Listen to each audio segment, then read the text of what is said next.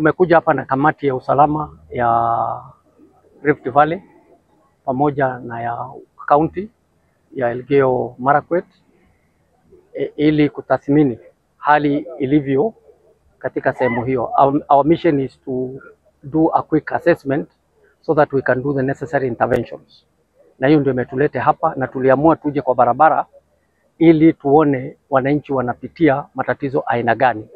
Na tunashukuru tumeweza kufika mpaka sehemu hii, na jinsi mnavyoona bado safari yetu inaendelea. Hatujakamilisha kufika katika command center, lakini tutaweza kufika. Kwanza ningetaka nitoe rambirambi zetu kwa niaba ya kamati za usalama katika jimbo hili la Rift Valley, na kusema pole kwa wale watu waliathirika na wakapoteza maisha.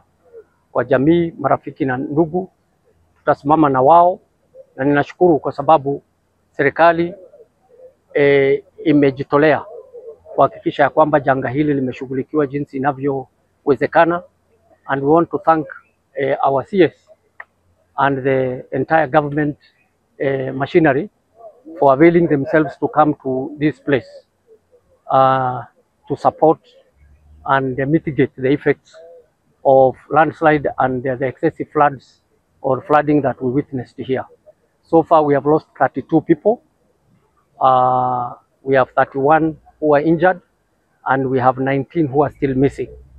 So tumekuja hapa ili tuangalie hii barabara, haswa barabara hii, ili tuweze kusaidia wananchi kupata relief support in terms of chakula, maji, matibabu, na pia kufungua barabara ili wananchi wanaweza kutembea hapa na pale. Tuko na changamoto nyingi kwa sababu kwanza communication, yani mawasiliano, kuna changamoto. Kulikuwa kuna pia matatizo ya umeme ambayo imerekebishwa hivi sasa.